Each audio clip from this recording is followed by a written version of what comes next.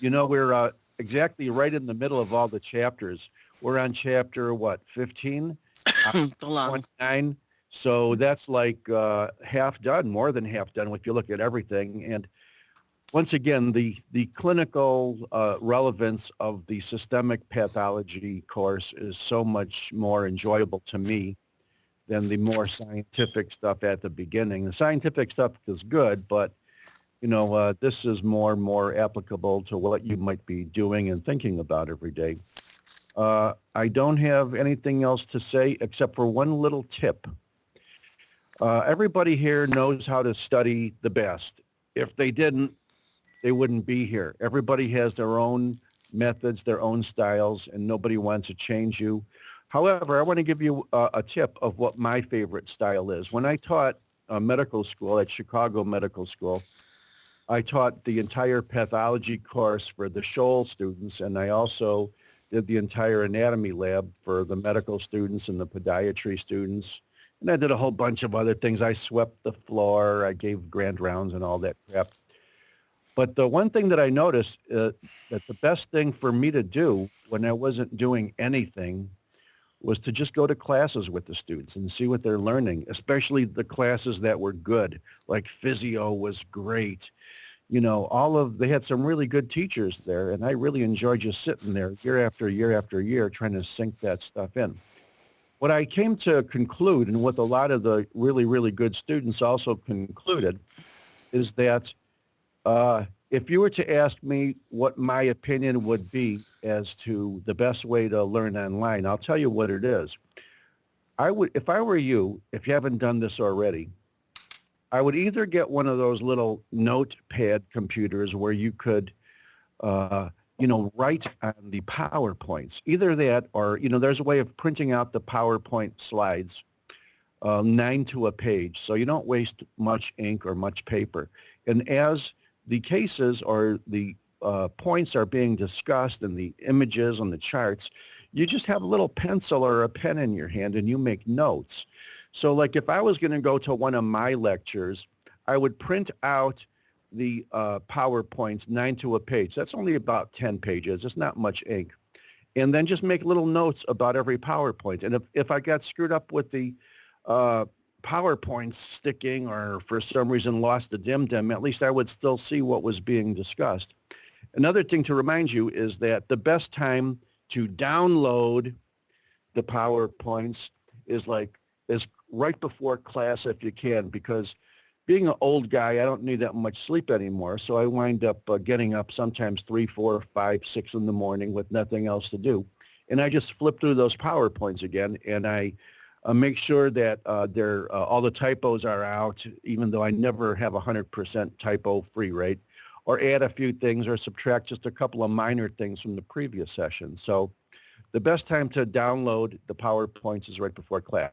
Having said that, let's look at the PowerPoints that I uploaded just a couple hours ago, because today we're going to be talking about lungs, pulmonary pathology, a really, really good topic. In fact, I flipped through all of the rest of these PowerPoints, and they're really all good topics from here on in. Let's talk about the lungs. If you're a pathologist, you yank out the lungs, you weigh them.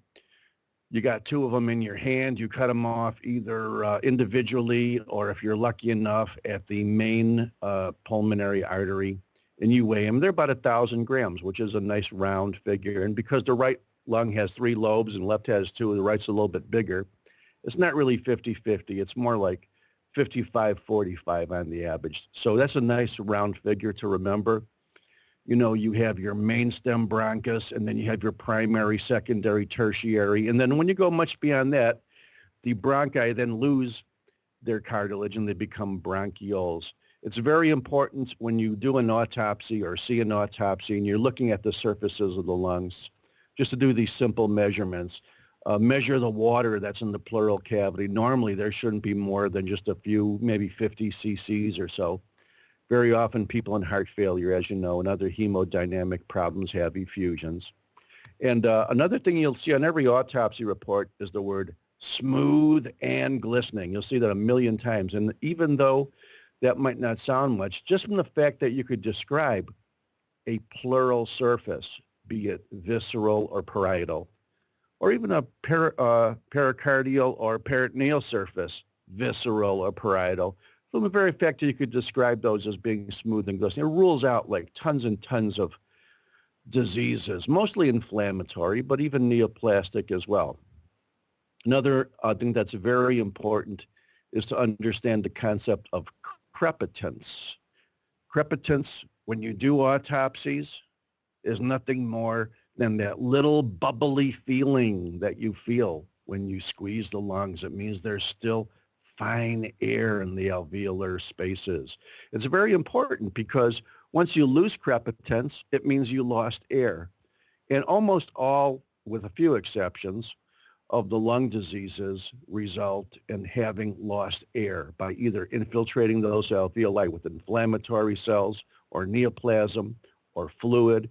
And there's only one significant group of lung diseases in which the crepitance is increased, or more bubbles rather than less bubbles.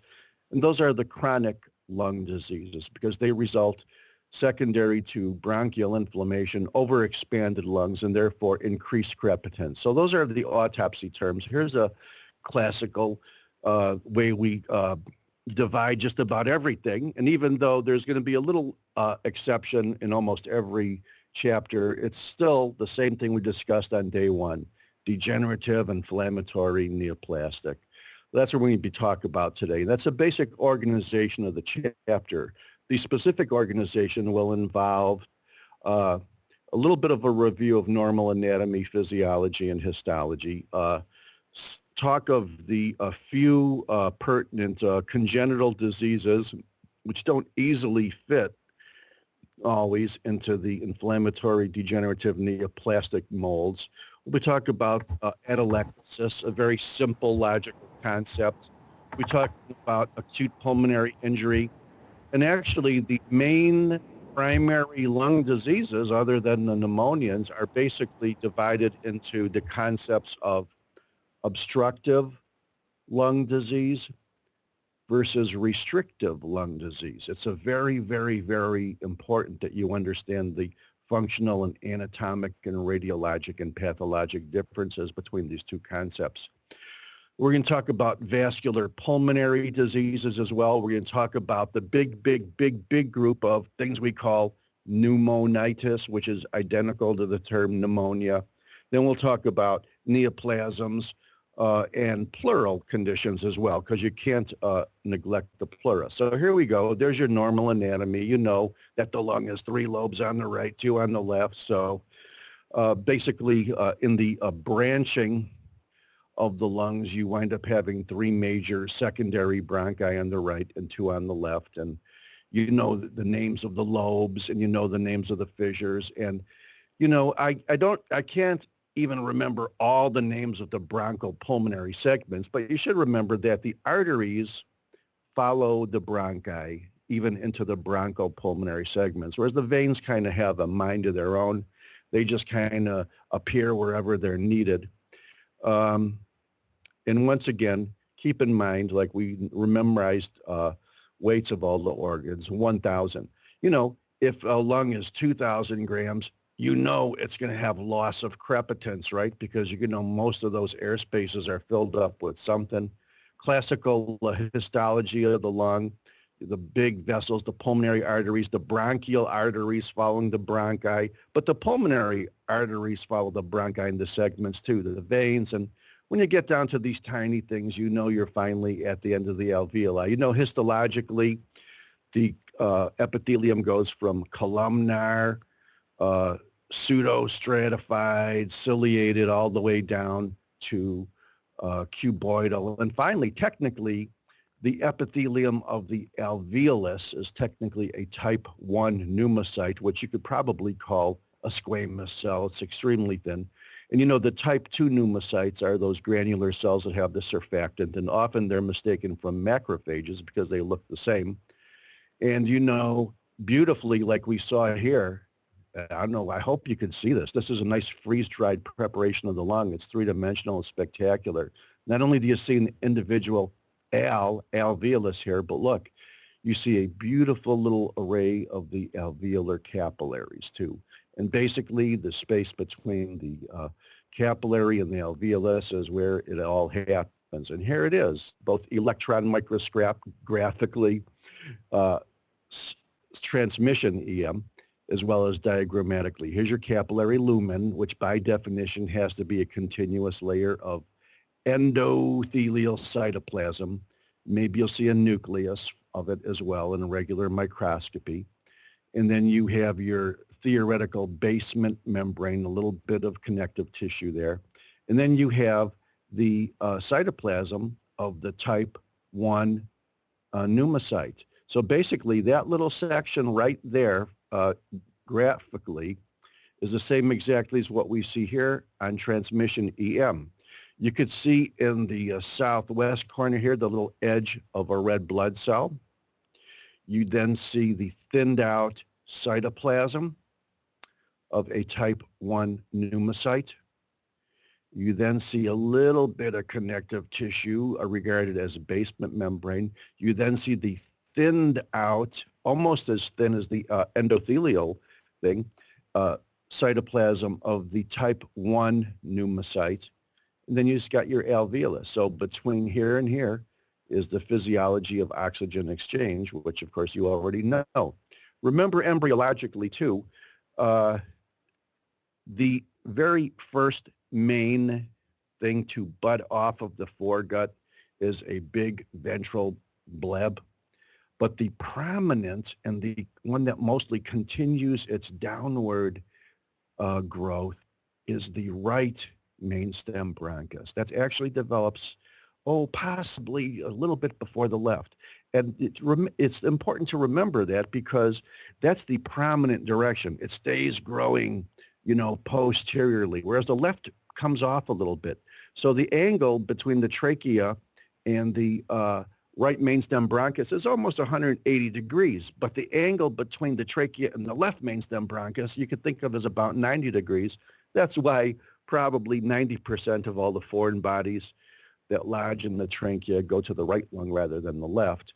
And remember, the definition of the right lung is the one that is the prominent bud that winds up having 3 branches.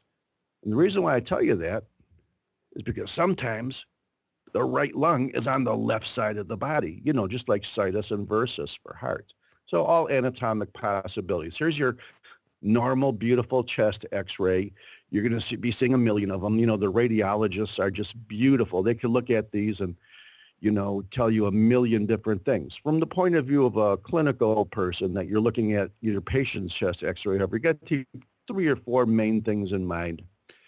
Remember the fact that you basically have to see air. You have to have lucency.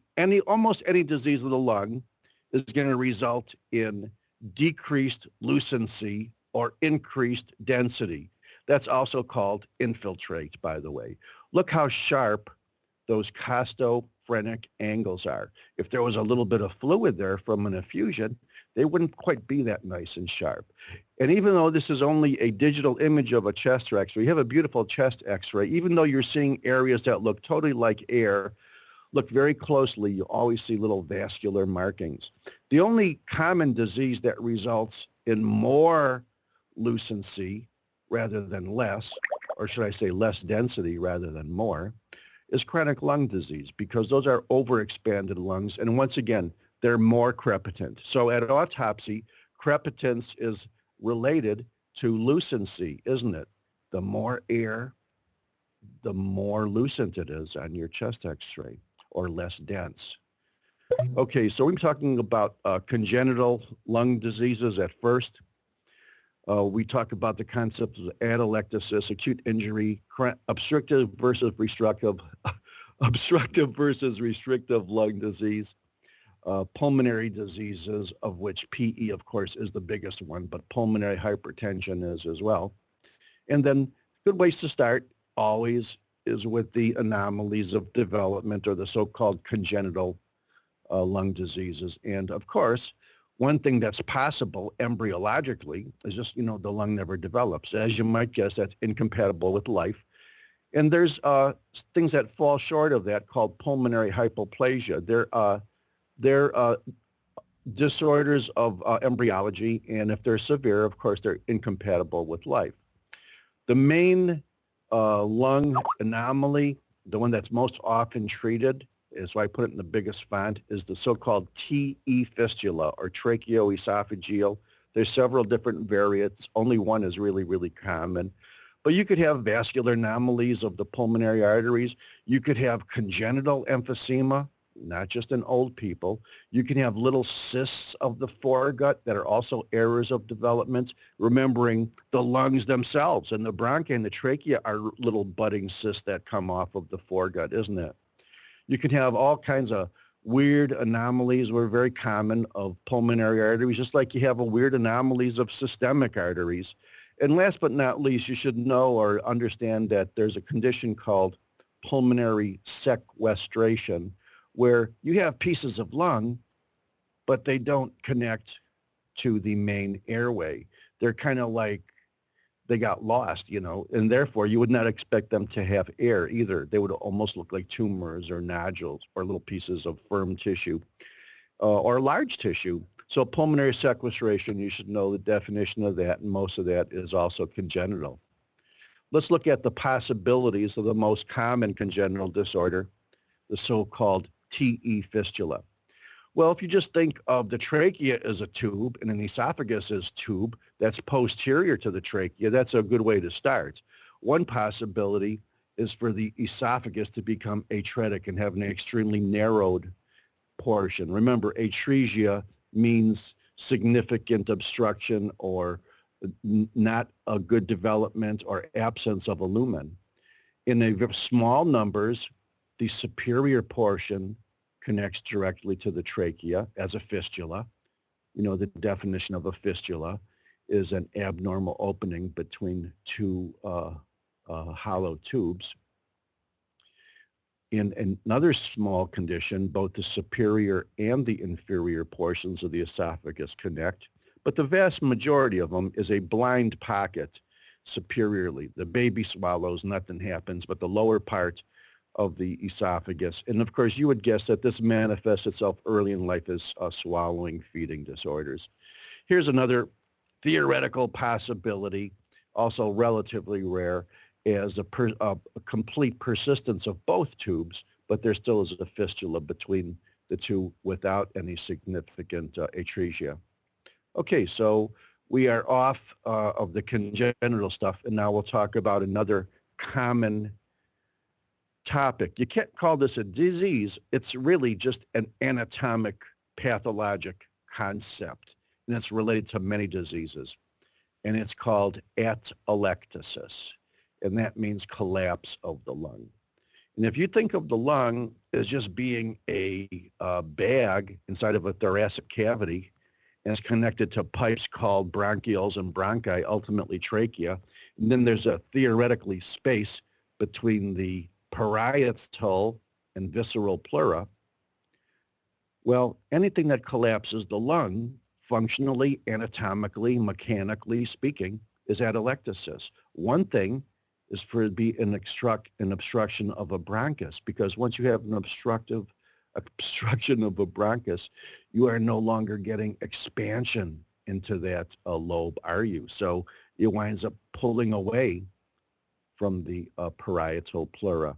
Another thing that would be a possibility is if you had something in the pleura, like a fluid is the most common thing, that compresses the lung substance from externally. So that's another mechanical concept in atelectasis. Another one is, as you know, when we talked about fibrosis, we talked about the fibrotic process being one of scarring. And in scarring, you have contraction. You have wound contraction. You have a scar. And if your lungs are secondarily or primarily inflamed from anything, in the process of that lung becoming more fibrotic, you'd expect to have atelectasis on the basis of the whole lung being scarred down and inadequately expanding because of that. And there's a whole classification of those diseases, which we're going to get into probably today.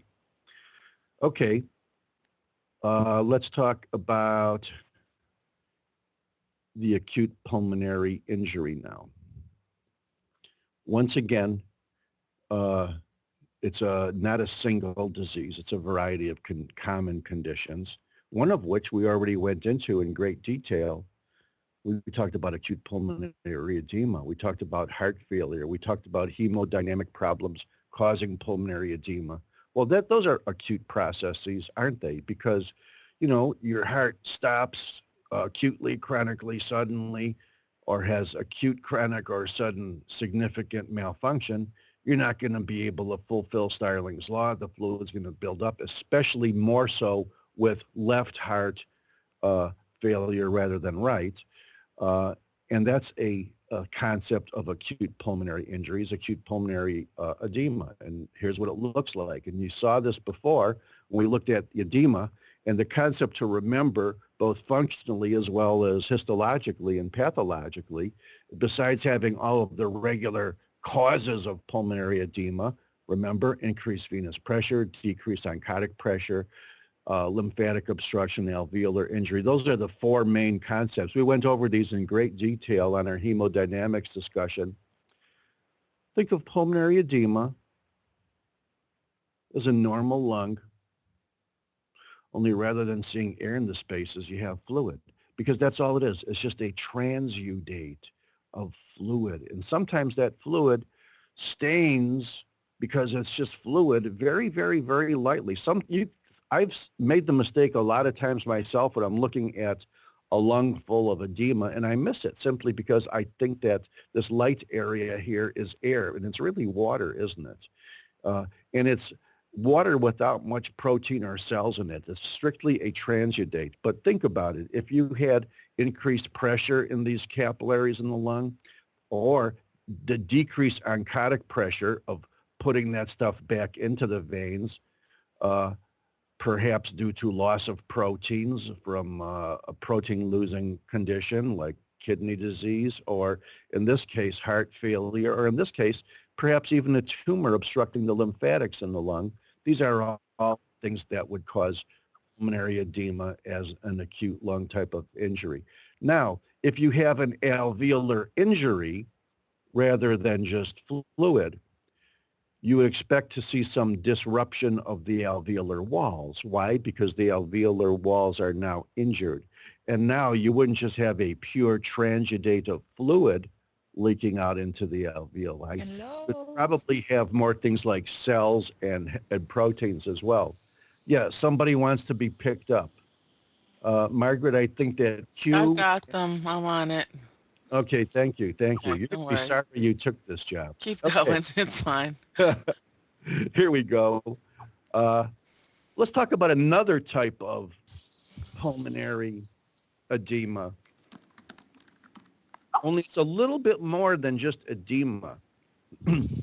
It's what we call, it goes by several names, and I have to tell you all of them. Probably ARDS, or acute respiratory distress syndrome. Sometimes it's called adult respiratory distress syndrome to differentiate it from the pediatric things. Sometimes it's called DAD for diffuse alveolar damage. Sometimes it's called shock lung. And these are all the different names for the same general process. It's when you have a non-specific pattern of diffuse acute lung injury, perhaps in shock, perhaps due to burns, perhaps due to poisons, perhaps due to DIC. They very, very, very rarely occurs. This condition very, very rarely occurs spontaneously. It almost always occurs in association with these other events. And because of that, because these are all very, very serious events by themselves, it has a very, very high mortality as well. Another way to remember ARDS, or acute respiratory distress, is that you could think of it as pulmonary edema that's non-cardiogenic. Because if there's not edema in those alveoli due to hemodynamic problems, then maybe there's edema as well as other things due to damaged alveoli. And that's what happens. So let me show you something else over here. Do you remember in this picture, I said this is just regular old beautiful fluid in what looks like an otherwise normal lung? Well, look at this. Yeah, you got fluid in these alveoli too, but what else do you have? Well, you have fibrin, you have cells, Vibrant. you have proteinaceous. So, ARDS or shock lung or DAD, diffuse alveolar damage, is a situation where, yeah, the lungs are edematous and heavy and swollen, but it's not just a transudate of fluid through that theoretical capillary alveolar compartmental interface. You're actually talking here about damaged alveoli, and it looks like an inflammatory process because it is. Okay, now that we said that all of this ARDS is usually secondary to something, here's your little list. Or you could also say it's secondary to almost any significant shock-like serious injury, toxic chemical radiation, infection, blah, blah, blah. If I told you that there's a condition where this occurs now spontaneously or idiopathic for no reason, then that's called acute interstitial pneumonia. So acute interstitial pneumonia, it's the same thing as the other things histologically, but in this case now, there's no known etiology. That's why it's called idiopathic. Okay, so let's move on to the next topic. It seems like we're moving along pretty well here. I can't believe it. Now we're going to get into like one of the biggest categories of lung diseases besides pneumonias and tumors. And it's the concept of obstruction versus restrictive lung diseases. So there's a whole big family of obstructive lung diseases, which are all related to each other and linked functionally. And there's a whole big, even bigger category of the so-called restrictive or infiltrative pulmonary diseases. What's very, very important for you to understand are the concepts that differentiate these two groups. There's going to be a whole bunch of diseases in each one, but the concept is so important to understand. Well, we opened the door. We said the word obstruction. What does obstruction mean? Is it obstruction to blood? Is it obstruction to air? Is it obstruction to blood or air at the small or big pipe level? Well, obstructive lung diseases are obstructions to air, chiefly exhaled air at the small bronchial level.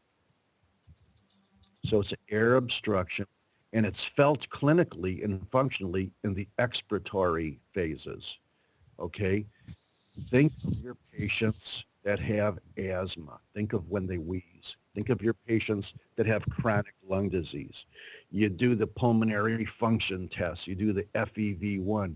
You're trying to see how much of that air they could quickly blow out. Well, if you have obstruction to exhaled air, you're going to have a decreased FEV1. And with all of your pulmonary function tests, that's the single most important one to remember. It's the one that's done on screening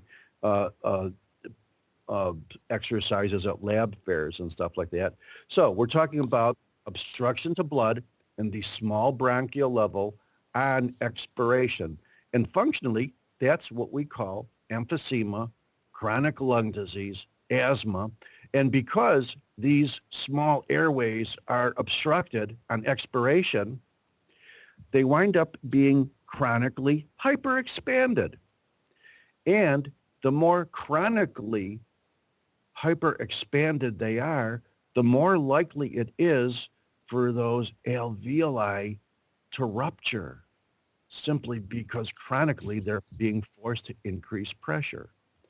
And that's the concept of obstructive lung disease.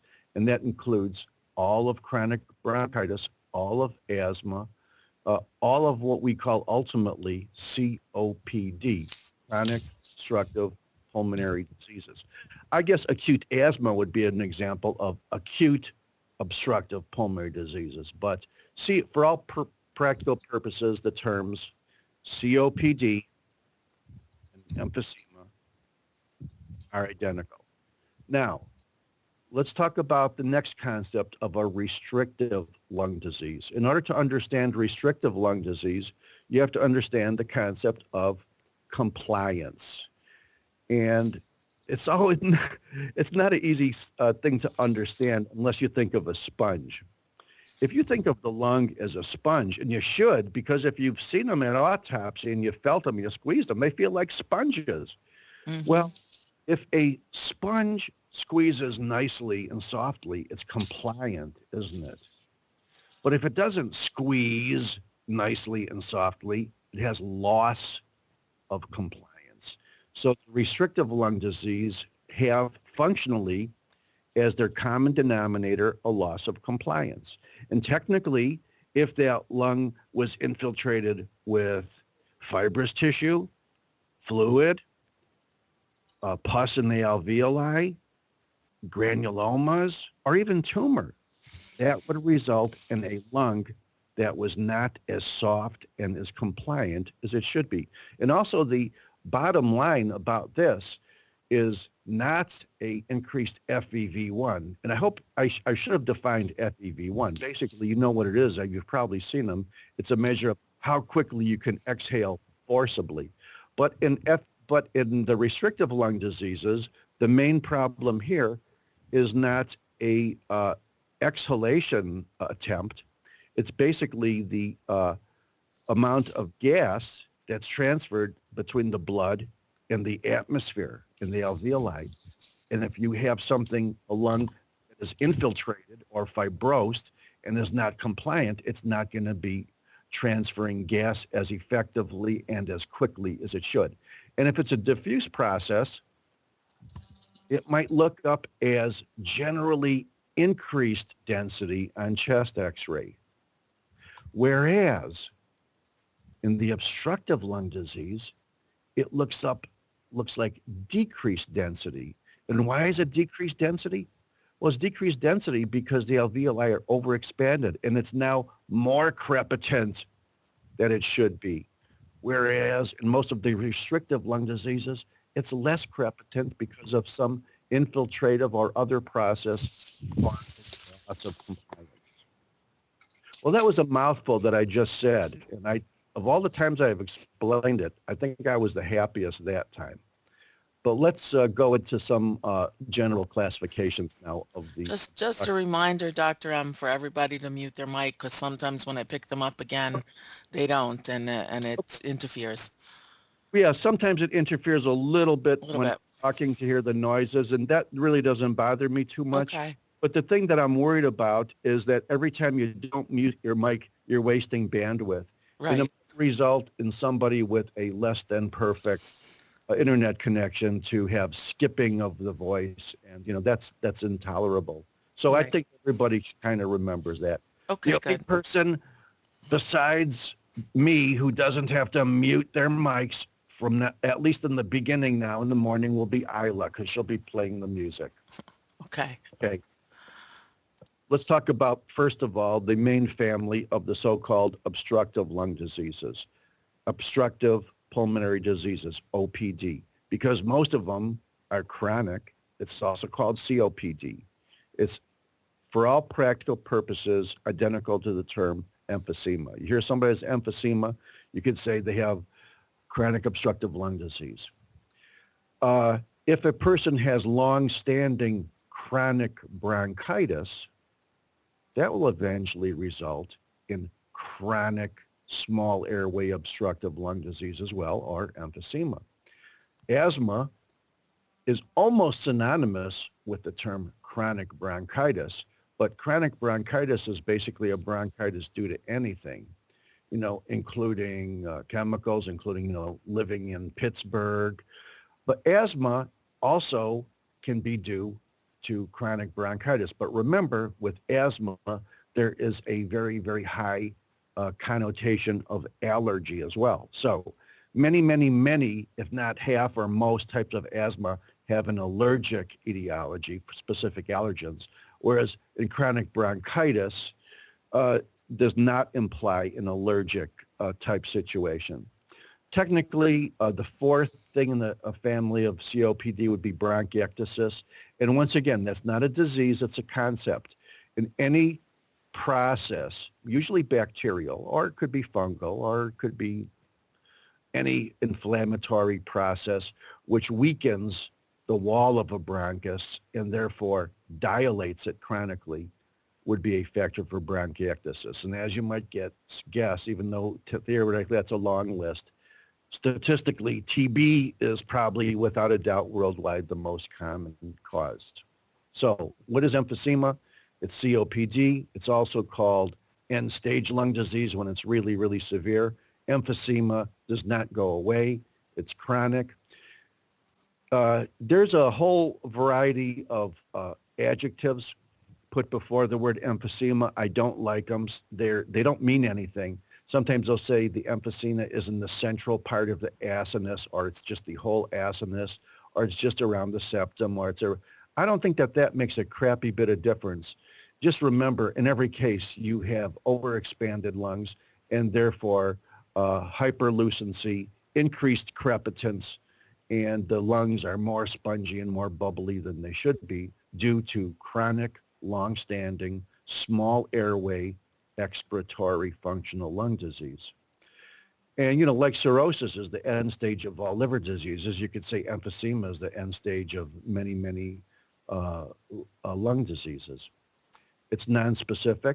And remember, not only can you have overexpanded alveoli, but in extreme cases, they are massively overexpanded and ruptured to where they actually form bullae, don't they? And a bullae is a bleb, and they are almost always subpleural. Even though you could have a bullae in the middle of the lung, when you do an autopsy and the person has had chronic lung disease, you're going to see that there's a lot of these little blebs. And think about it functionally. What would happen if one of those blebs ruptured? You would then have a direct airway communication between the higher pressured atmospheric air and the lower pressured intrapleural space, wouldn't you? So you would have pneumothorax. Okay? And once again, anything that is long-standing, even pneumonias, can ultimately progress to emphysema. That's what my dad died of, and that's what a lot of you and your patients will die of too. This is an example of an emphysema which involves basically just the central portion of a lung, acinus. And here's one what they call pan-acinar. And yeah, you could do little diagrams and you could say, well, centroacinar is more likely this or that, and pan-acinar is more. The thing is, if there's more bubbles here because it's the whole acinus rather than here, this is a more severe form. So a centroacinar can progress to pan-acinar, but it's hard to understand, the other way around. This is what a bleb looks like. I don't know how many autopsies you've seen, but, here are the ribs. They're cut. This is very, very, very common. Do an autopsy on a chronic smoker or a coal miner, and you're going to see these blebs coming out at you. And look, when you cut the surface of the lung, yeah, you see a lot of these open spaces, but the biggest ones are always on the periphery. So when a radiologist looks at a chest x-ray and he sees a real lucent dark area, he looks to see if there's any tiny vascular spaces within that area. And if there aren't, then he could say this is an emphysematous bleb. Here is an x-ray of a person with general COPD. They talk about overexpanded lungs, and therefore, remember, those nice sharp costophrenic angles are now blunted. So rather than diaphragms looking like the top of a ball, they look pretty flat because the lungs are chronically overinflated.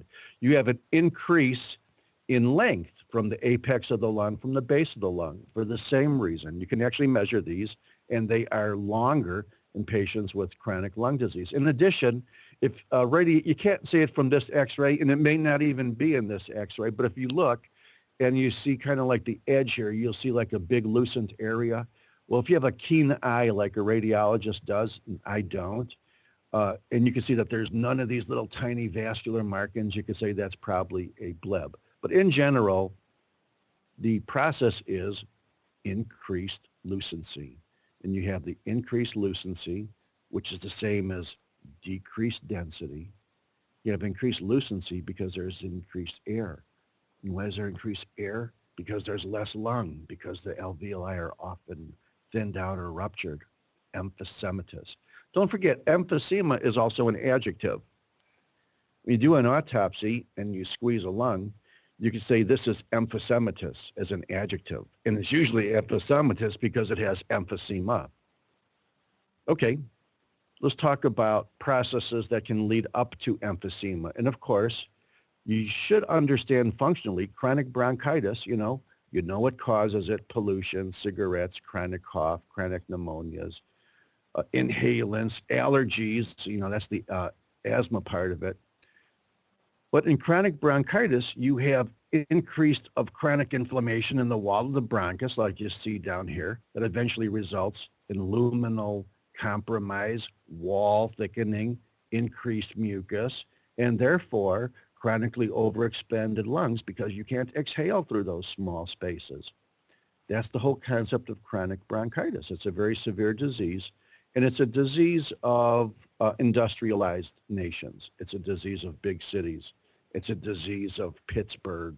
It's a disease of all those big Gary, Indiana, if you want. I don't want to pick on Pittsburgh all the time.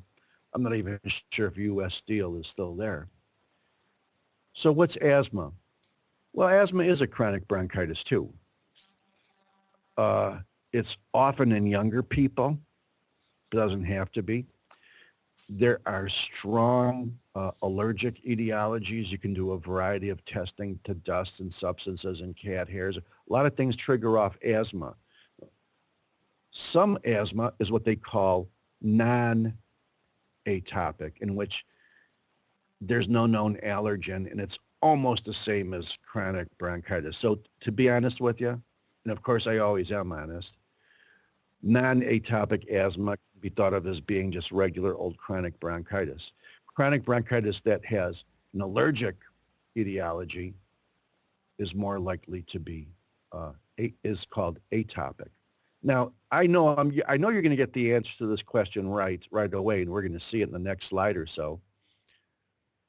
If you saw a chronic inflammatory infiltrate in non-atopic chronic bronchitis, and you saw a chronic inflammatory cell infiltrate in atopic or allergic asthma, chronic bronchitis, which one do you think would have more eosinophils?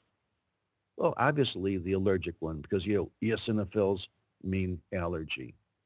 And here are the 4 histologic features of asthma classically, and the allergic one will be more likely to have more eosinophils. And here they are. Let's look at the picture. You can see that these bronchi are chronically inflamed. You can see there's a lot of increased mucin. The bronchus responds by making hyperplasing the smooth muscle fibers around it. End result is the lumen is narrowed. And because that lumen is narrowed, you have more of a problem in the expiratory phase going through those little tubes rather than the inspiratory phase. And as you can see, you wouldn't call this a bronchiole, would you? Because it has a little piece of cartilage there. So you would probably call this a small bronchus.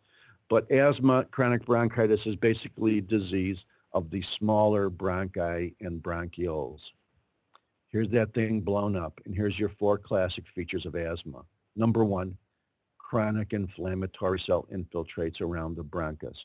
Number 2, significantly narrowed lumen because of increased mucus, because of the chronic inflammation, even because of the hyperplasia of the smooth muscle. Those are 3 reasons why that lumen is compromised. Number 3, increased mucus as a body response to clear out the junk that's causing it.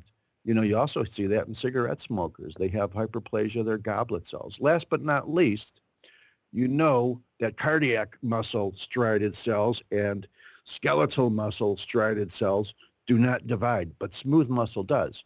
So I don't know why, it's not quite logical to me yet, but in the process of all of this stuff happening, the smooth muscle cells, which are in the walls of the bronchi, as you know, multiply a little bit. And I think it's probably to firm up the fact that the wall is being attacked by these chronic inflammatory cells. So they hyperplace to keep up the pressure. But once again, end result, number 2, small airway obstruction. Okay, what's bronchiectasis? Let's open the door to the term. It's not a specific disease. All it means is dilatation of the bronchus. any destructive bronchial process, usually inflammatory, TB, bacteria, many viruses. Once they weaken the wall of that bronchus, can become larger and more dilated. Just like we said, I don't know. I think the suffix ectasis means uh, dilatation. Remember we talked about telangiectasia being dilated venous blood vessels. Well, bronchiectasis is dilated bronchus.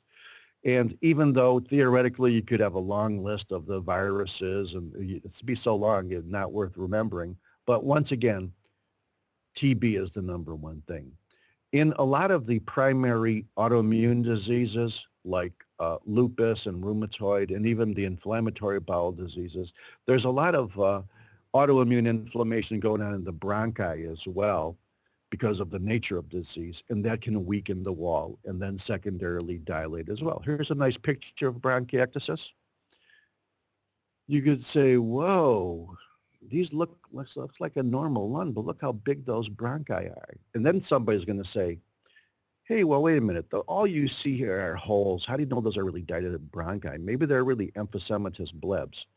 Well, the reason why you know these are bronchi is if you look carefully and feel it, I think I could convince you that there's a lot of this white stuff is cartilage. Plus, look at the mucosa. It has mucus in it. Would you have mucus inside of an emphysematous bleb? No. So these are all dilated bronchi. There's one, there's one, there's one. There's a couple down here. Maybe this is a big one too. That's what it looks like. Okay. You know what? We covered a lot of ground here. And I feel like we're really chugging away. And we really nailed down, I hope, the concepts of all of the obstructive lung diseases, the little stuff. We're going to deal with a couple of big topics after break. And that's going to be the concept of restrictive or so-called infiltrated or so-called increased X-ray density or so-called decreased gas transfer lung diseases. And those are the general family of restrictive lung diseases. That's going to be a big topic. We've done a lot already. So here it is. 9:55. That means Margaret's going to give us 10 minutes and she's going to call us around 5 after 10, right? Sure, that's fine. By the way, everybody, has everybody been hearing me okay? Has there been any lags in the transmission? I'm assuming everybody is going to say it's okay, or they're going to write it's okay. Looks like everything is good. Don't forget to bitch at me if you do, because I think we've been really sailing very well for a long time with this technology here. So Margaret, how about if you give us 10 minutes then? Okay, We Skype have you in. you want some background music during this 10 minutes, or do you want to just chit chat with yourselves? What's the vote, folks? Music or chit chat? Oh, you and your Pink Floyd. I'm going to give you a song that's going to blow you away, man. I'm going to show you people what it was like in the days that we had real music. You snappers. Okay, hold on. You're going to hear something that is like one of my favorite songs of all time. Here we go, folks.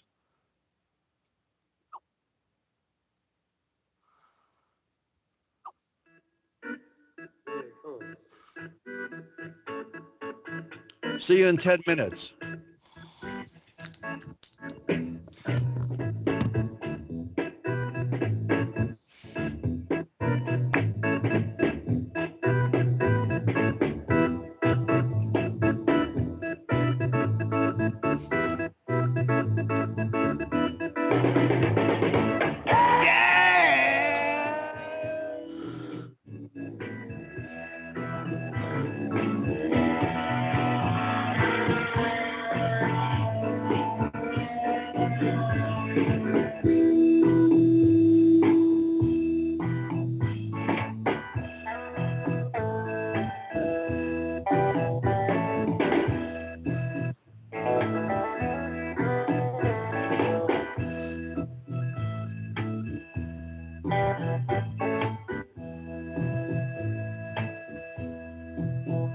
When the music's over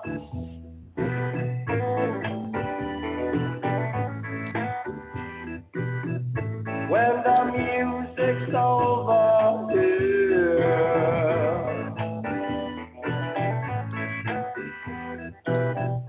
When the music's over, turn up the lights, turn up the lights, turn up the lights.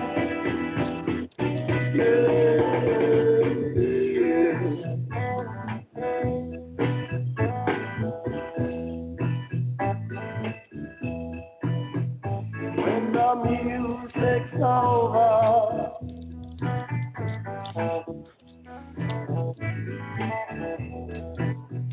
when the music's over,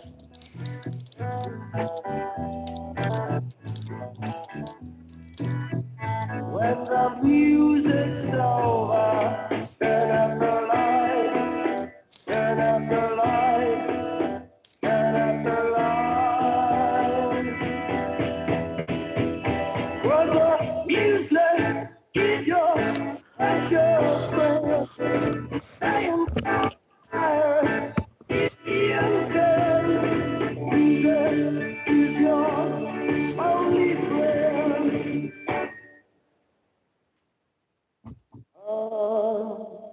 Till the end, until the end, until the end.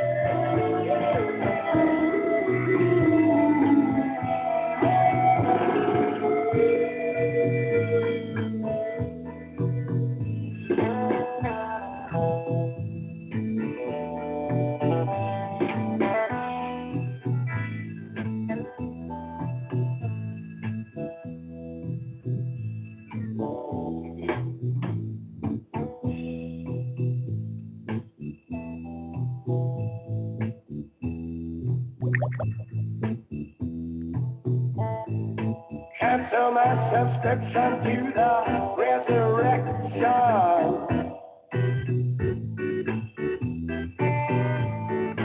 Send my credentials to the house of detention. I got some friends inside.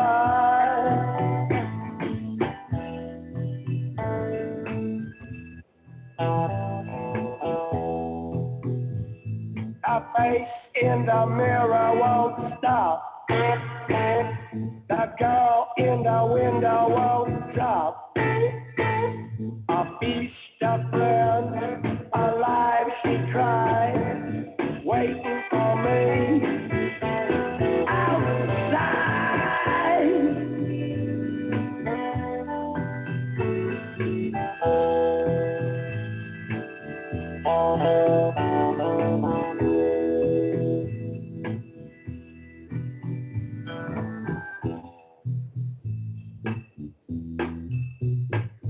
Before I sing into the big sleep,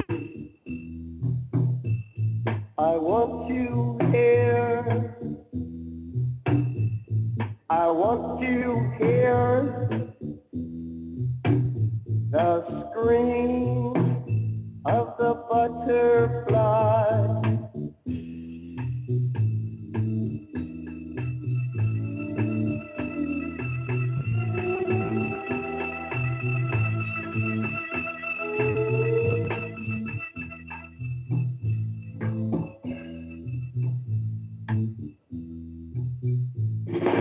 Come back, baby, back into my arms.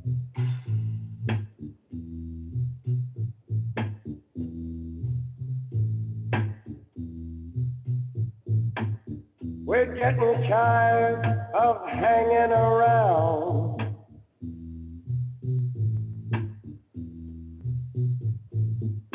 Waiting around with our heads to the ground. I hear a very gentle sound.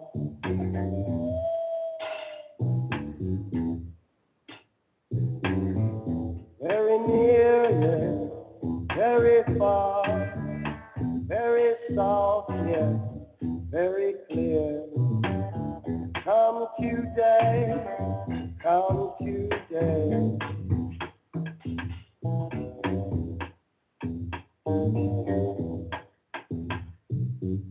What have they done to the earth? What have they done to our fair sister? Ravaged and plundered and ripped her and bit her. Stuck her with knives in the side of the dawn and tied her with fences and dragged her down. I hear a very gentle sound.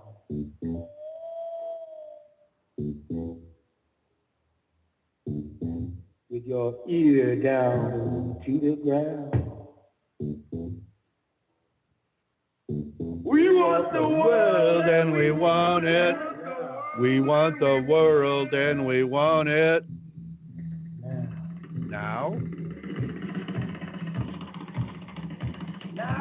Now?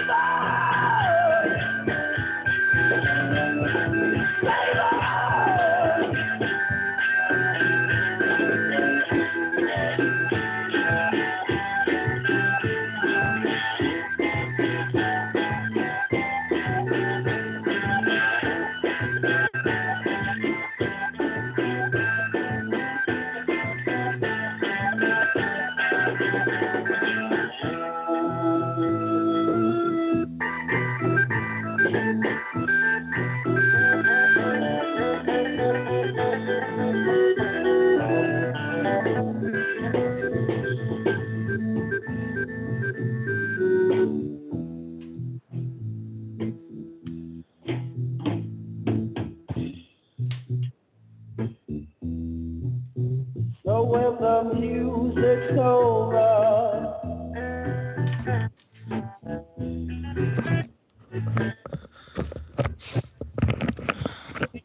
it's over. Yeah.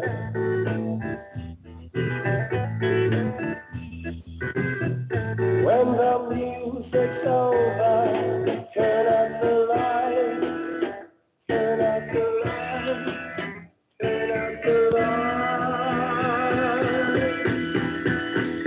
What the is your special friend? Dying some fires, the interns, even your only friend.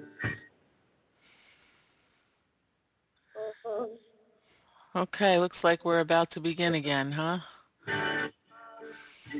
So, Margaret, are you saying that according to Jim Morrison, this is the end, right? This is the end, yes. Riders on the Storm and all.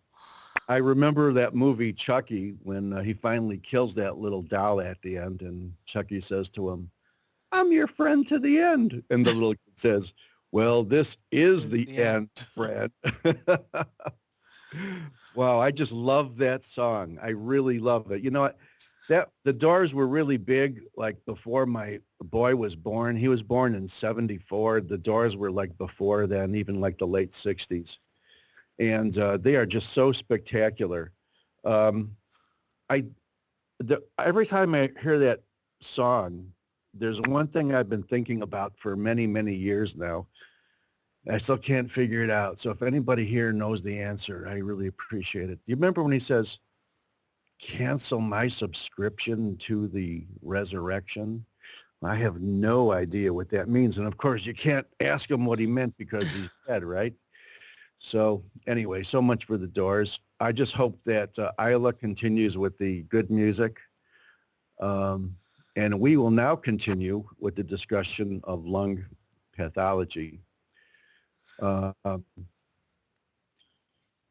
if you remember, we just ran through the uh, families and main clinical and pathologic features, functional laboratory of the obstructive pulmonary diseases. Now we'll go back to the restrictive. And of course, you know now clearly the differences between obstructive and restrictive lung diseases. In the so-called restrictive lung diseases, the bottom line is there's reduced compliance, there's reduced gas exchanges. Anatomically, it's because there's less air or more thickening or more inflammation. And once again, it's a whole family of diseases. If you remember in the obstructive diseases, they had a common denominator of one single thing, and that was functionally small airway obstruction chronically. In the restrictive, it's technically could be due to thickening of the septum, infiltration of cells into the alveoli, infiltration of things like proteinaceous substance, granulomas, eosinophils, and that's the category of the restrictive lung diseases. I hate to throw this slide on you, and I hate to ask you to, remember this, remember that, but it's such a broad category. I think you should at least remember for sure the general subcategories of the restrictive lung diseases. Anything that causes fibrosis in the lung, and that's a big thing. Anything that causes granulomas, eosinophilic, and that's separate from asthma, isn't it? There are eosinophilic infiltrative lung diseases. You could think of cigarette smoking, not only as causing chronic bronchitis, but there's a specific type of restrictive lung disease that's not only caused by cigarette smoking, but it's cured by stopping smoking as well. Then there's that elusive, often genetic disease called PAP, or pulmonary alveolar proteinosis. In that case, rather than the alveoli being filled with water or air, there's relatively little inflammation, and the alveoli are actually being filled with a proteinaceous material. So let's talk about the fibrosing family first. And, it's a long thing here. A good place to start is idiopathic, because as you might guess, there's probably a lot of reasons we can understand and explain why the lungs become fibrotic. And we all know those are secondary to inflammatory process, because fibrosis is the end stage. Well, when you don't know what the ultimate underlying cause is, you call it idiopathic. And that happens to be one of the biggest categories. That's why it's at the top of the list. Another thing related to that, but technically different, is so-called non-specific interstitial fibrosis. It means it's not exactly idiopathic, but it's a pattern of inflammation that doesn't identify it as being typical of other diseases. Another disease which you see a lot with the lung transplants called COP, as long as everything is acronyms now, COP, cryptogenic organizing pneumonia, has a pretty specific pattern as well. And remember, when we talked about things like lupus and rheumatoid, we said these were autoimmune diseases, and we said technically you're making antibodies against all your blood vessels, all your DNA, cells which have DNA. And the lung is a big important part of that. And remember, in scleroderma, we talked about the fact that it's not called scleroderma because there's systemic sclerosis going on. Now it's called progressive systemic sclerosis. And one of those areas is the lung. The so-called occupational lung diseases, exposure to dust, exposure to toxic compounds, exposure to asbestos, exposure to all kinds of crystals, that's also in the category because the end result is scarred lungs. And of course, it's easy to understand that if you deliver a lot of radiation to the lungs, maybe secondary to a lung tumor that you're radiating and you haven't been able to focus in on this tumor specifically, of course, that's less common nowadays with these gamma knives, right? And drug reactions as well. So that's the big long list. Functionally, I'm going to show you some more graphic examples here. This is so-called idiopathic. And by idiopathic, we means it's not due to any usual cause like lupus or scleroderma. And look, what do you see here? Well, you see lung that almost looks like all scar tissue. And you're thinking, oh, well, could this pink stuff be collagen and fibrous tissue? Because it looks like it might be. But, well, let's do the trichrome stain. And as you would guess, it would be largely green because this is largely lungs that are loaded with collagen or fibrosis. And because we couldn't think of this patient as having any progressive disease like lupus, which causes this, we now call it idiopathic. Here's something called nonspecific, and like idiopathic, it's a wastebastic diagnosis. It means that we don't know the etiology, but you see a variety of chronic inflammatory cells here. You see a lot of lymphocytes and plasma cells. And you know already that whenever you see long-standing chronic inflammation, by long-standing I mean years, that is slowly setting the scene for progressive fibrosis as well.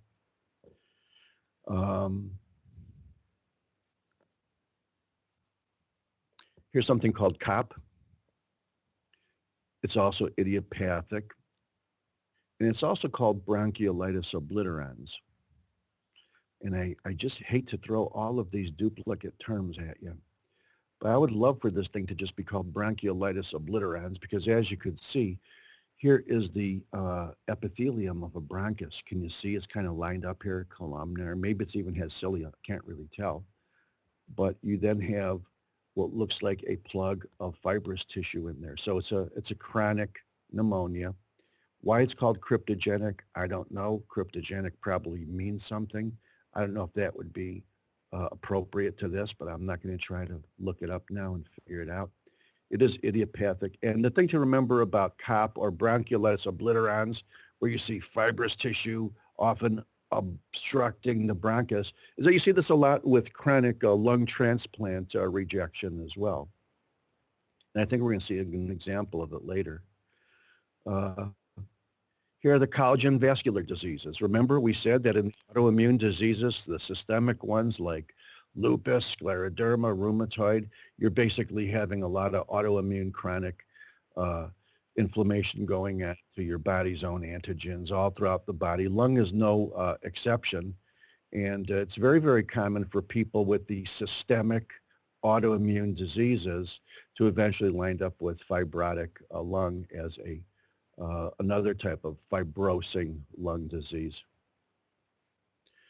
Okay, we got to say a word about the pneumoconioses. This is a big thing that involves, billions of dollars of compensation to workers. It's also called occupational lung disease. In the old days, it was called coal miners' lung disease because that was the big occupation that had it.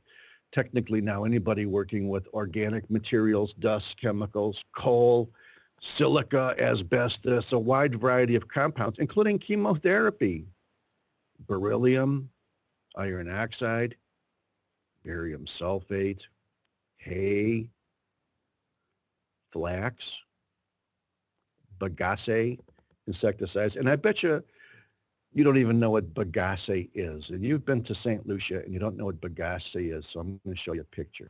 Well, this is coal. And up here, the next one is bagasse.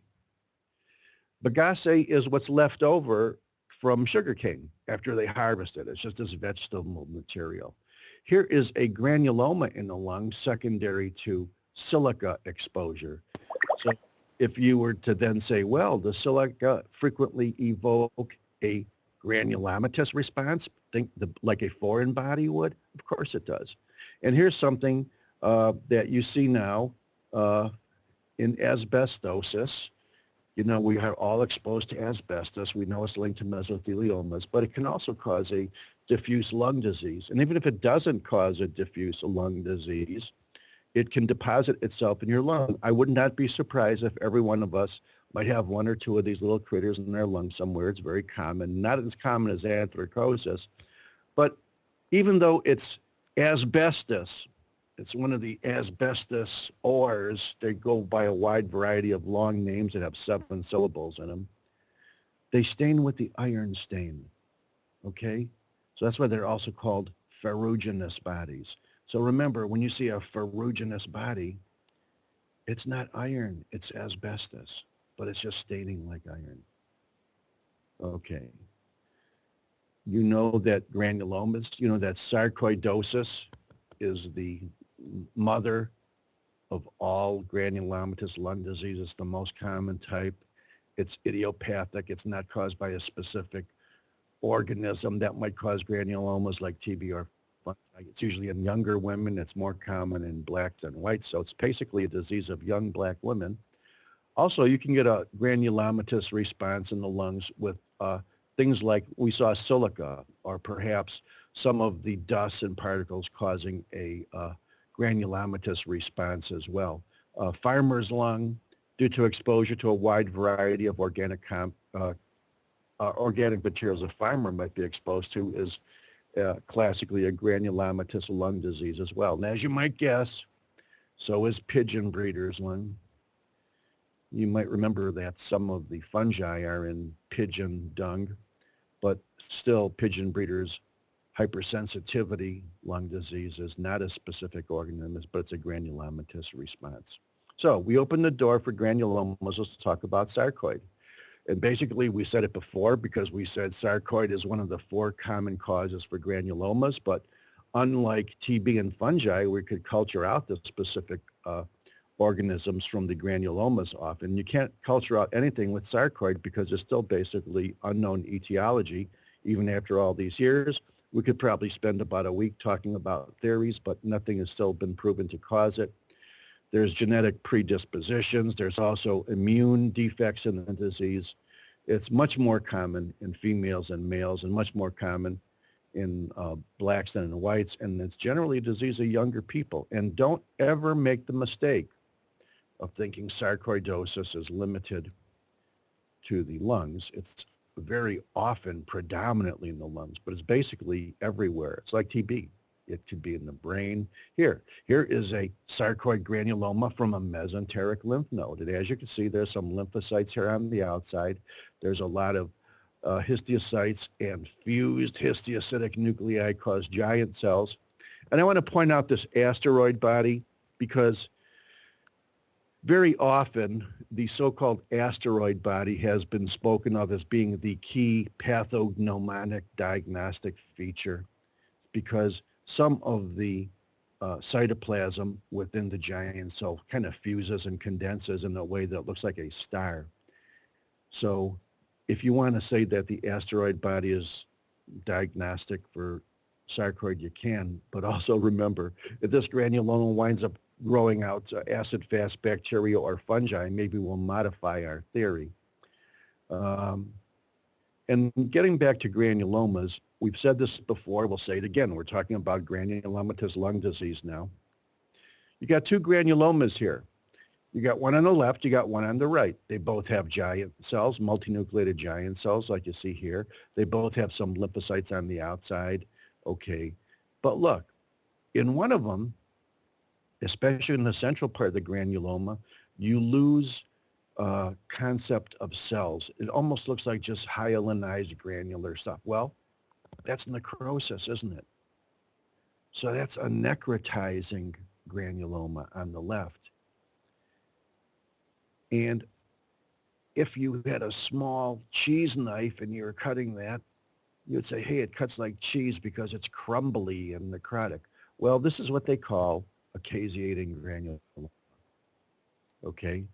And here we are on the right. That's a non-caseating granuloma, because everywhere throughout this granuloma, you can see nuclear material cytoplasm. You don't have that crumbly, cheesy stuff like you see here. The reason why it's important that you know the difference is because even though nowadays we culture these things and we see if they grow out TB or fungi or nothing or weird bacteria or weird viruses, classically speaking, when you read the literature, when they talk about granulomas in the lung, they'll either say they were caseating on the left or non-caseating. And the implication is If they're caseating, they're much more likely to be TB. And if they're sarcoid, they're much more likely to be non-caseating. Of course, if you had a non-caseating granuloma and it cultured out tuberculosis or blastomycosis, you know, there's a lot of exceptions to that rule. And that's just a generality. Here's a disease that's caused by cigarettes. You know, chronic bronchitis is, cancer is, but here's another restrictive lung disease called DIP. Sorry for the acronym again, but DIP is desquamative interstitial pneumonia. And the reason why it's called desquamative is because these type 2 pneumocytes desquamate. They peel off and they fill up the alveoli. And these look exactly like either histiocytes or desquamated type 2 pneumocytes. They're granular. They look like macrophages. They're almost exclusively in smokers. They're always in, they're much, much, much more common in males. And guess what?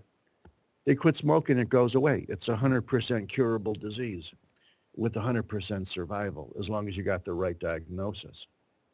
Okay, we are done with the restrictive lung diseases now.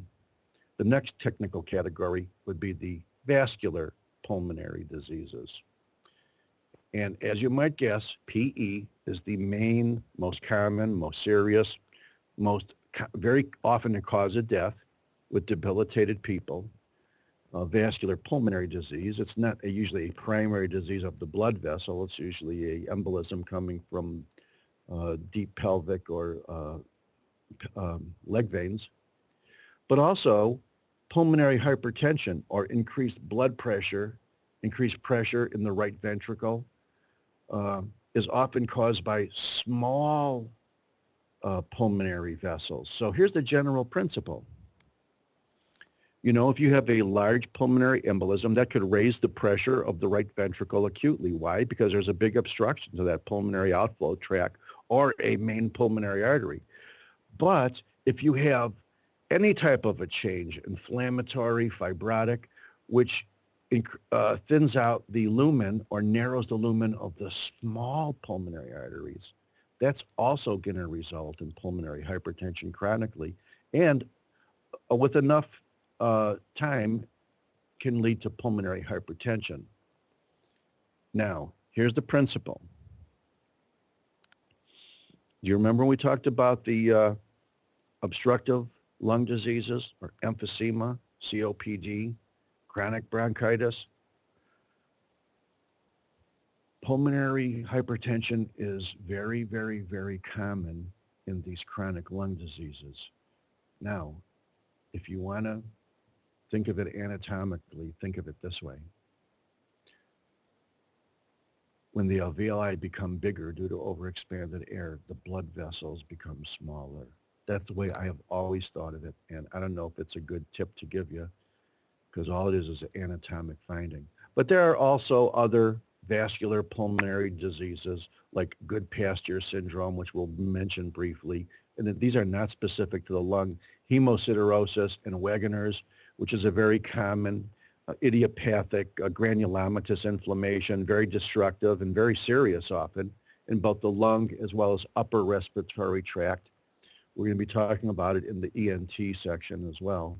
These are the three main categories of vascular pulmonary diseases. PE is the big one. We talked about it before, twice in the coagulation section and in the hemodynamic section. We'll mention again. It's almost always secondary to debilitated states or following surgery when there's been significant stasis in the veins. You're not walking, you're not pumping those muscles, you're doing deep pelvic surgery, maybe there's a clot. And the emboli, or at least the significant one, are usually always from the deep pelvic veins or superficial veins. They're not from the superficial veins of the pelvis. They're not from the upper extremity. It's almost always, over 95% of the time, from the deep leg and pelvic veins. You know, the susceptibility is basically flow problems, epithelial disruption, and hypercoagulability, which of course is Virchow's triangle, isn't it? We also know that in a pulmonary embolism, even though a very large artery may be obstructed completely, the lung still ventilates, right? So in other words, there's no perfusion, but there's normal ventilation. And that's what they call a VQ mismatch. In other words, you have no blood going in there from the pulmonary artery, but it's still expanding and ventilating. That's what they call the mismatch. And the main clinical finding in that would be a decreased PO2 because of the lack of blood, giving the oxygen to the lung. And also remember, you can have a very, very large pulmonary embolism, perhaps even obstructing a whole lobe or a whole lung. And it usually does not infarct. And the reason why it doesn't infarct is, if you remember, there's a very small part of that lung, maybe what, 5, 10, 15%, that's getting the bronchial circulation. So any organ like liver or lung that has a dual blood supply is less likely to infarct when its main blood supply becomes completely blocked. You know, there's a lot of diagnostic methods for it. There's a lot of surgical precautions being taken. Probably half of everything that they do to you before you have surgery is, to protect you from the PE, because it's the post-surgical time, usually a day or two later, is the big thing. But also remember, once again, and this was a board question last year, is that the vast majority of all PEs are totally asymptomatic. And I used to do a lung scanning. A lot of times you would see patients with a whole lung or at least a whole lobe of a lung, the right lower lobe, being with an embolism, not perfusing, but they didn't even know it. They were very minimal symptomatically. So in the old days, and even now, you do the perfusion lung scans. You give them the isotope that goes to their small blood vessels. And if there's a lobe or a segment or even a lung that doesn't perfuse, but it still ventilates with a radioactive gas, that's what you call the VQ mismatch. It doesn't perfuse, but it ventilates. Or, at autopsy, sometimes you just, open up the pulmonary artery, especially if it was a fatal one, and see a big clot there in one of the lungs, or perhaps a saddle embolism, which is laying over both of the main pulmonary arteries. Nowadays, I think CT is being done a lot. CT is so good, you can see these little clots, on a nice axial tomogram of the chest.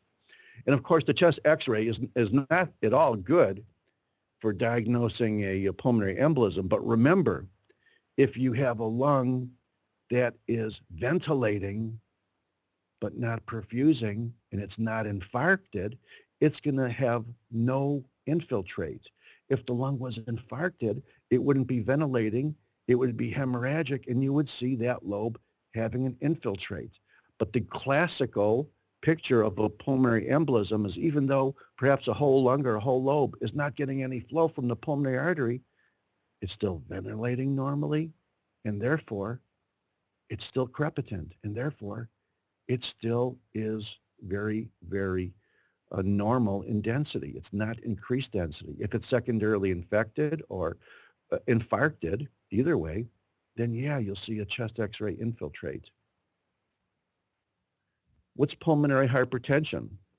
Well, it's generally very highly linked to chronic obstructive lung disease and even chronic interstitial lung disease. Sometimes you see it when there are shunts in which the right side shows increased pressure because of a left-right shunt.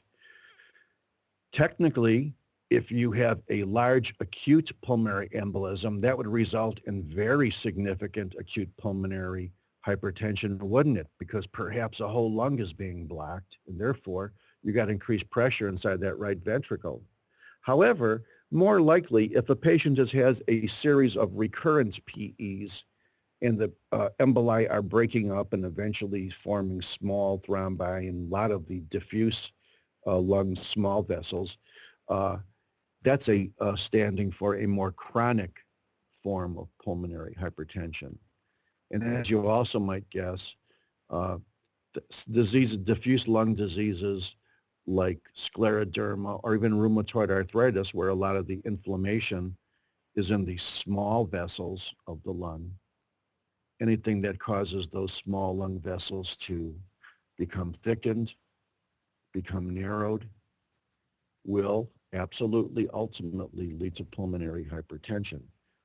Severe, sustained pulmonary hypertension leads to right heart failure or cor pulmonale. Here's a normal pulmonary arteriole on the left.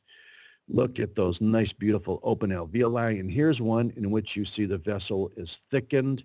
It could be thickened due to anything, but they go hand in hand. So let's make this very, very simple and think of it functionally. When you have pulmonary hypertension, maybe at autopsy, you see it as a thickened right ventricle. Perhaps at cath, you just see it as increased pressure. It goes hand in hand with narrowing of the pulmonary vasculature. There's a few other hemorrhagic syndromes of the lung, which you could call blood vessel syndromes, and they're not really specific to the lung, but let's throw them in there. I know Robbins did. In Goodpasture syndrome, you have antibodies against your own alpha-3 collagen chains.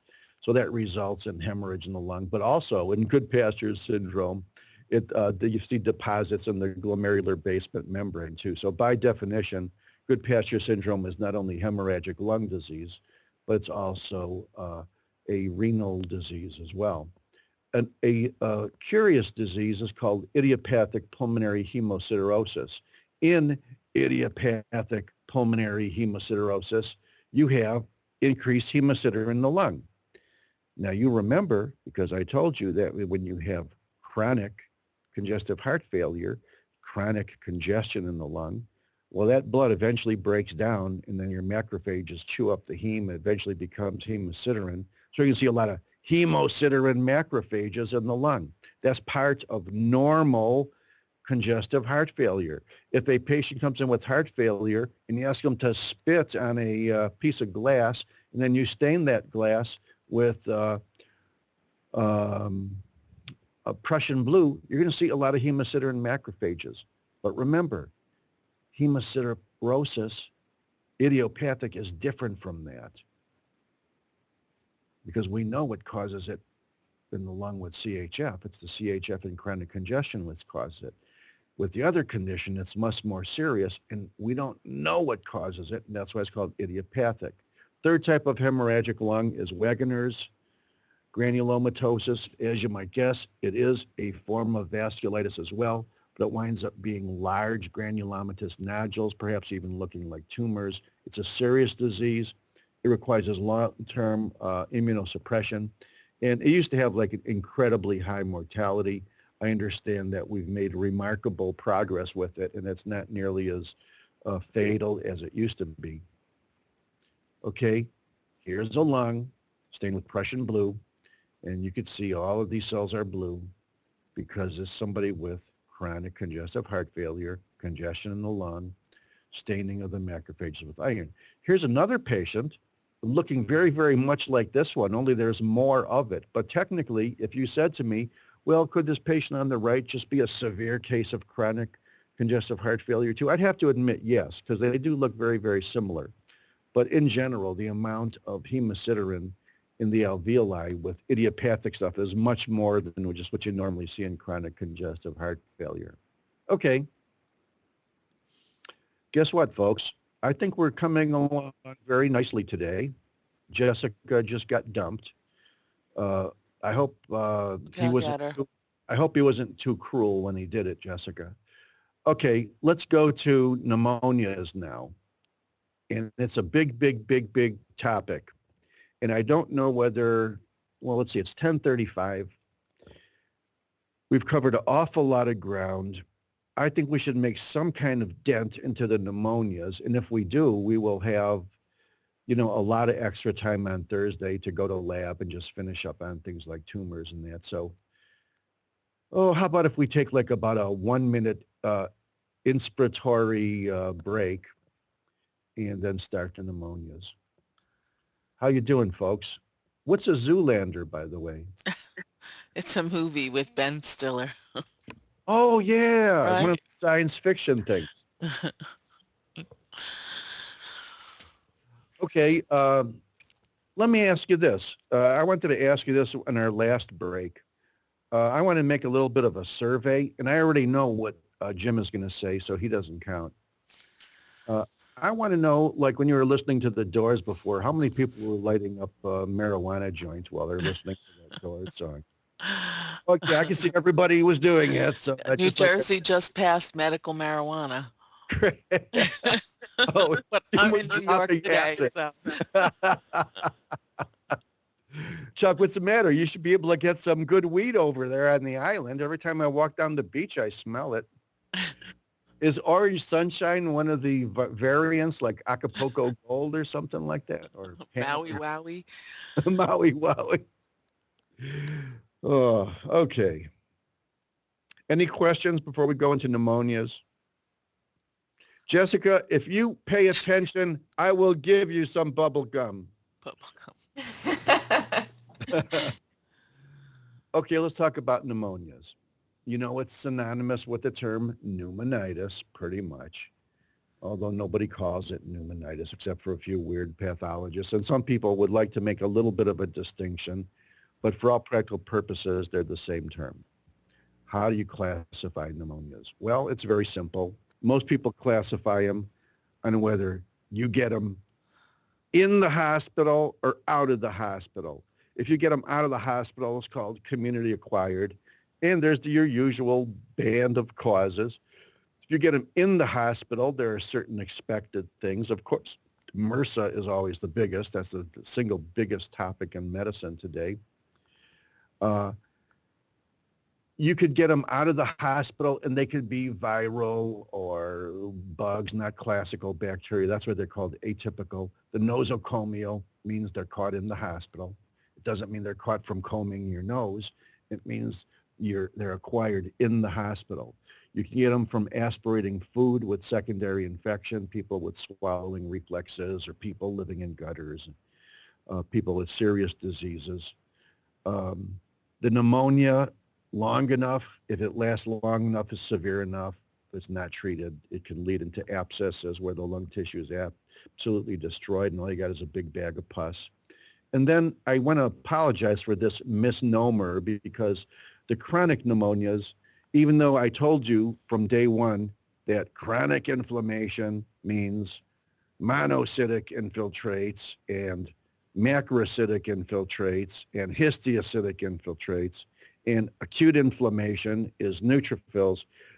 Unfortunately, the chronic pneumonias are basically the granulomatous pneumonias, and they're the classical granulomatous pneumonias. You know, they're your basic three fungi, the three big TB mimickers, fungal granulomatous pneumonias of histoplasmosis, blastomycosis, and coccidiomycosis.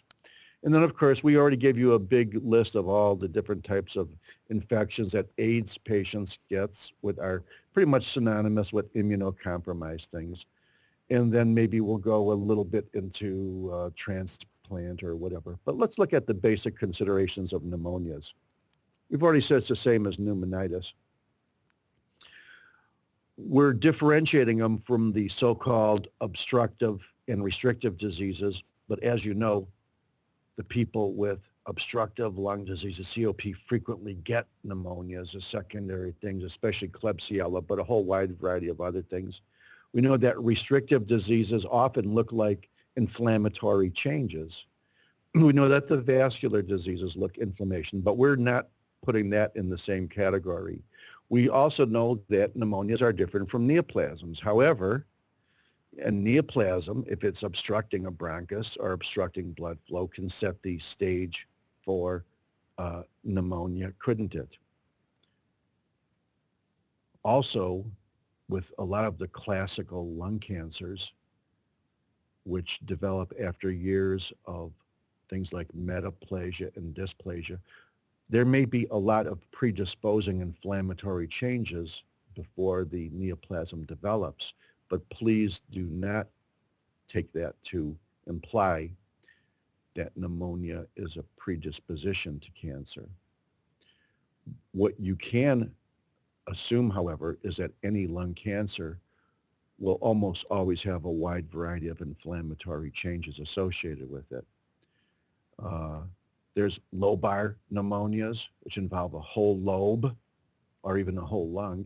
And then there's the bronchopneumonias. And the lobar pneumonias, which is primarily the classic Diplococcus pneumonia, you have a whole lobe of lung, very much delineated from the other lobes. And in the bronchopneumonias, the pneumonia starts at the interface of the small bronchi. These are the pneumonias that start secondary to extensive chronic bronchitis. Basically, the bronchitis leads into the pneumonia. You can have an interstitial pneumonia in which the primary pathologic inflammatory changes are in the interstitium or the alveolar walls. Or you could have a primarily alveolar type of pneumonia in which the primary inflammatory changes are within the alveoli. So in other words, if you see in histology a perfectly normal alveolus except it's filled with neutrophils, that's an alveolar pneumonia.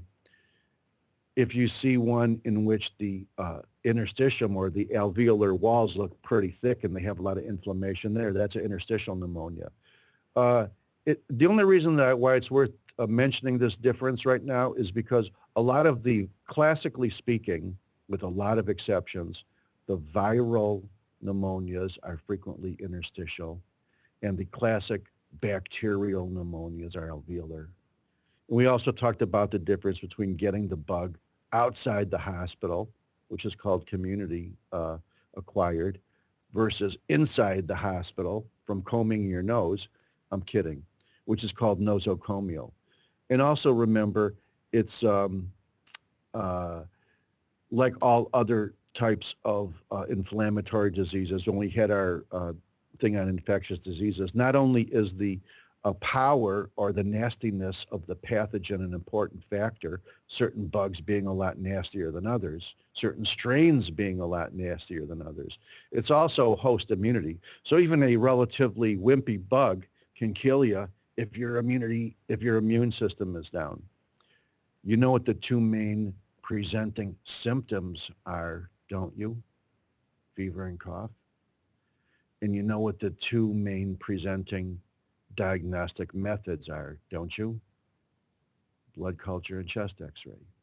And remember, I don't ever want you to think that pneumonia can only be caused by these bacteria that Dr. Minarsik rattled off. Technically, if you look in the literature, any organism at one time or another can cause and has caused pneumonia. We're just going to give you the most common ones right now. And the predisposing factors in pneumonias, and if you want to say this is kind of a breakdown of your immune problems, if you have a loss of cough reflex because of chronic bronchitis, or diminished ciliary function because of chronic bronchitis, or there's even a whole bunch of disorders that are genetic and are associated with decreased ciliary function. If you have decreased mucin, clearing that stuff away, if you have some problem with your macrophages, if you have problems with blood flow, if you have problems with airflow. And here, listen to this. Anything that obstructs a major airway in the lung will eventually result in pneumonia. Of course, you know, atelectasis will come first though, don't you? Anything that obstructs blood flow, ultimately, if sustained, will result in tissue not getting the blood, and therefore it becoming necrotic, and therefore being a seed for pneumonia. That's how it goes. I'm going to show this slide about 6 times, and I want you to go out and get a tattoo right now on your back or your butt or wherever you want, because when you get patients that have pneumonia, you're going to say, oh, this patient has pneumonia. We got the bug that caused it. We treat them. We send them home. Almost all patients that come into the hospital with pneumonia usually have a bigger underlying problem. Healthy people do not get pneumonia. I thought I knew a little bit about pneumonia until I went into the wards, and we had a big, real fat intern. He goes, healthy people do not get pneumonia. Yeah, you could diagnose it. Yeah, you could treat it. Yeah, you could send them home. But there's almost always an underlying cause, which means they're going to be back, and they are. So here's your classifications again. You get it outside the hospital, classical. You get an atypical bug outside the hospital, or you get your classical bugs in the hospital. You aspirate. You can develop abscesses, or another type of pneumonia is what they call pneumonias of immunocompromised hosts. For all practical purposes, the types of pneumonias that the AIDS patients get, all kinds of weird ones. But of course, the one that's absolutely 10 times more common than everything else with AIDS patients is pneumocystis, isn't it? So here's the community hospital, the community acquired pneumonias. That means they're acquired outside the hospital. Classical one, the one that's always at the top of the list, Streptococcus pneumonia. That's the new name for the so-called Diplococcus, the gram-positive coccus, often in pairs. That's why it's Diplococcus. If you do the gram stain, you see them in pairs. Another common one, especially the one in kids, is Haemophilus influenza pneumonias. Even though it's called influenza, it's a bacteria, isn't it? H. flu is a bacteria, almost always the cause of meningitis and pneumonias and ear infections in kids under 2. Moraxella, a big common one, often in the chronic lung disease patients also. You know that staph and strep can infect anything, lung is no exception. And of course, if you have the staph that's resistant to methicillin, or the MRSA, or the methicillin-resistant Staph aureus, then that's not acquired in the community at all, because almost all of MRSA is acquired in the hospital. That's the hospital's biggest problem and biggest legal problem, too. Klebsiella, big common cause of pneumonia. Pseudomonas, Legionella, thought to be very rare when there was first an outbreak of it at the Legionnaires' Convention, transmitted by water droplets in the ventilation system or something, but it's actually it's on the top 7 list, isn't it, of community-acquired pneumonias now. Streptococcus pneumonias, classical lobar. You know that strep could be a normal flora in 20% of adults. And another thing to remember is even if a person has a classical strep, Diplococcus pneumonia, way less than half of them will have positive blood cultures. If their blood cultures are positive, that's really great. You got a chest x-ray infiltrate and a blood culture positive for a Streptococcus pneumonia. You got your diagnosis. Still, penicillins generically are the drugs. They're often 100% curative. And you also know that there's vaccines right now that can prevent it as well, which certain people get. They can prioritize which people should get it. Here's your classical infiltrate. Okay, in this lobar pneumonia, you could see that this is a major fissure here. I don't know which one, but look, you have like consolidation or pus or no air or loss of crevience or infiltrates in this lobe. And in the lobe on the other side of the fissure, it's like normal spongy looking lung. If you were to take a little histologic section of this top one here, you would see the primary process is neutrophils infiltrating the alveoli. That's an acute reaction, as you know. As it goes on, it might be less pronounced. If you took a section through this, it could very easily be totally normal histology. Isn't that weird? You take a little slice through here, normal lung histology. You go a half an inch away, you basically have alveoli filled with pus. Here's your gram stain. You can see the Diplococcus, they're gram-positive. They're often in pairs. Sometimes you see them in 3 or 4, but very often like here and here and here and here, you can see in here, you see their pairs. Okay, that's why it's called Diplococcus. H. flu, most common pneumonia of kids, also common cause, and meningitis in a kid under 2 is considered to be H. flu until proven otherwise. An ear infection in a young kid is considered to be Haemophilus until proven otherwise.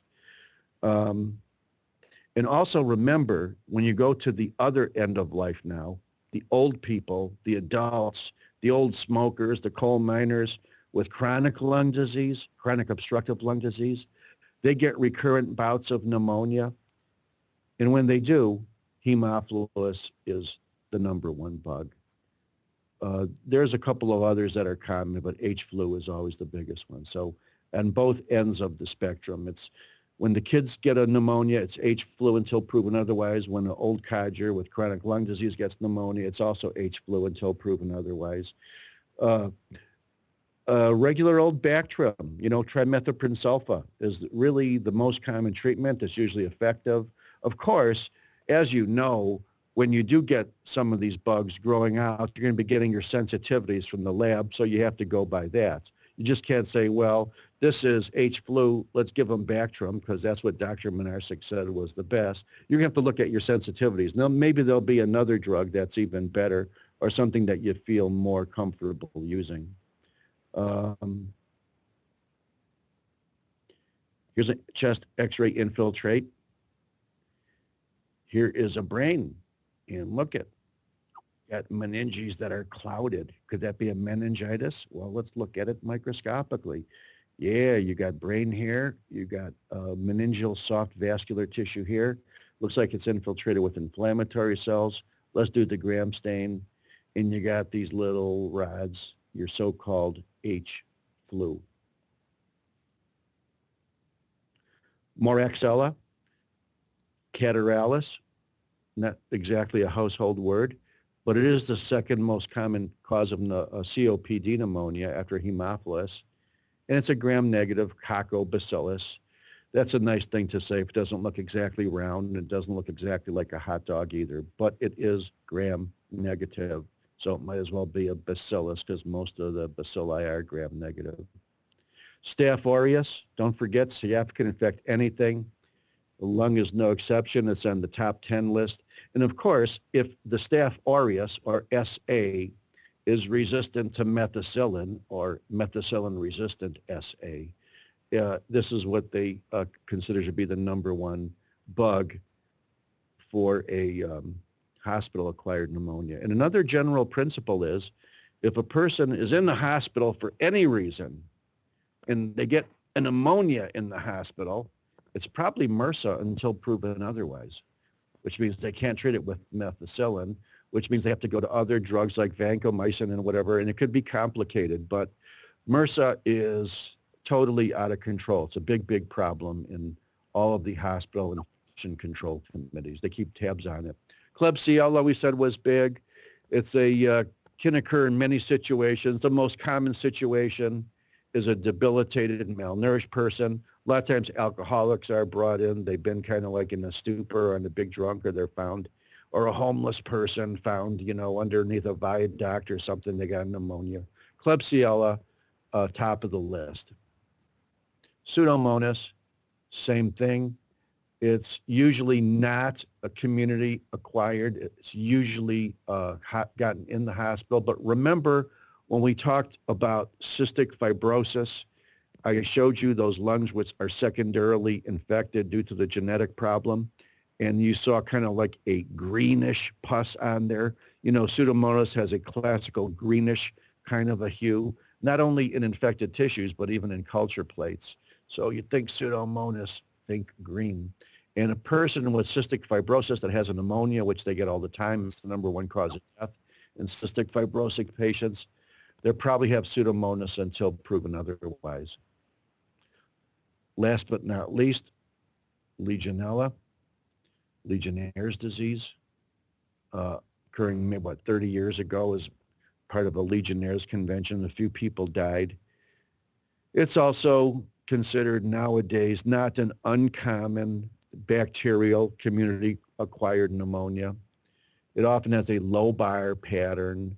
Remember, I told you that the Diplococcus or the Streptococcus pneumonia is usually the one that's classically lobar. The others are usually broncho rather than lobar.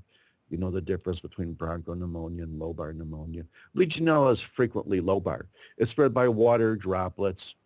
And very often, now that we have a lot of reasons for immunosuppressed patients with AIDS and chemo and all that, I just said Legionella is often in immunosuppressed patients.